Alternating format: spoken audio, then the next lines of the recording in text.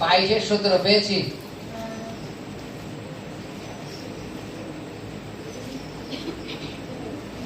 যীশু খ্রিস্টের জন্মের সময় পণ্ডিতগণরা এসেছিল জানো তো? কেন জানো? তারা শাস্ত্রটাকে পড়েছিল তাই, জানো? আর যীশু খ্রিস্টের যে আগমনও আছে, যদি তোমরা ওই আগমনে উঠতে চাও তাহলে প্রকাশিত বাক্যটা পুরোপুরি ভাবে পড়বা। হালেলুয়া। এই প্রকাশিত বাক্যে লেখা আছে নতুন আকাশ, নতুন পৃথিবী, নতুন স্বর্গ, নতুন নরক, সব লেখা আছে।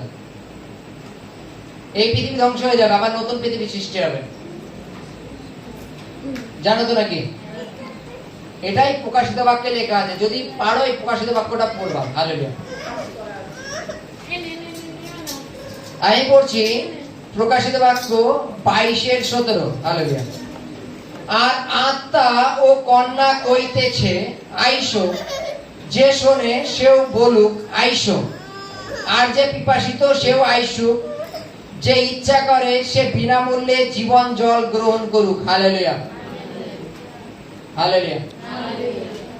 বিনামূল্যে জীবন জল গ্রহণ করুক। হালেলুয়া।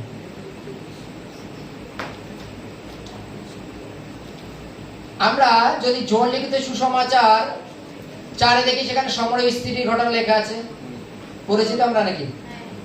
সমরয় স্ত্রী, সেই সমরয় স্ত্রী জলের সময় যীশু খ্রিস্ট বলছিল যে আমার কাছে যে জল আছে সেই জল খেলে আর কখনো পিপাসা লাগবে না। হালেলুয়া। আর এখন প্রকাশিত বাক্যে কি বলছে? আমার কাছে আসুক, বিনা পয়সায় জল পান করুক, জীবন জল পান করুক। হালেলুয়া। এই জলের মধ্যে কতটা তফাৎ, দুটোই। হালেলুয়া। এখানে কি বলছে? আত্মা ও কন্যা কইতেছে। হালেলুয়া। বলো কোন কন্যা? বাইবেলে যদি প্রকাশিত বাক্য পারো দেখি, বলো কোন কন্যা? হালেলুয়া। কোন কন্যা? হ্যাঁ, নতুন জেরুজালেম। নতুন জেরুজালেম যখন স্বর্গ থেকে নেমে আসছে, বাইবেলে লেখা আছে একটা কন্যাকে যেমন বিয়ের সময় সুন্দর করে সাজানো হয়, তদ্রূপ জেরুজালেম কন্যার সাথে তাকে উদাহরণ করা হয়েছে। হালেলুয়া।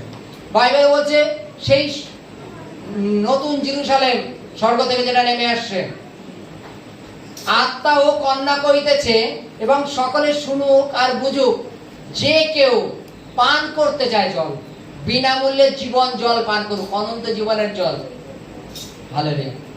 দেখো, আজকে যত আমরা সুসমাচার শুনতে পাচ্ছি, এমন একটা সময় আসবে যখন সুসমাচার শুনবার আর সময় হবে না, সুযোগ হবে না। আজকে আমরা যেভাবে পরিত্রাণের রাস্তার সামনে আছি, হয়তো এমন একটা সময় আসবে এতটা সামনাসামনি হতে পারবা না। এবং এই বাক্য শুনবার জন্য তোমাদের কত কি পে করতে হয়। হালেলুয়া। ঈশ্বর এর জন্য তোমাদের ফ্রি ব্যবস্থা করেছেন, তোমরা অনন্ত জীবনে জল পাবার জন্য।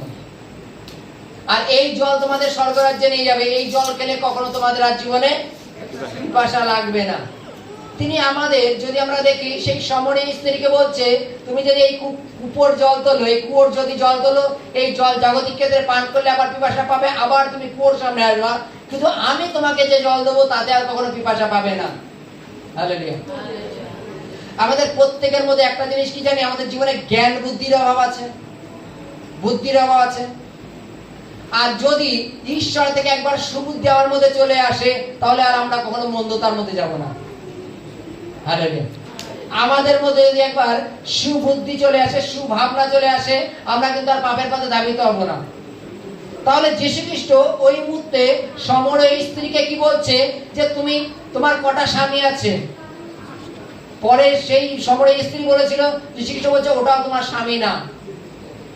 এবং যীশু খ্রিস্ট তাকে কিছু কথা বলেছিল যার জন্য সে পুরোপুরি পাল্টে গেছিল।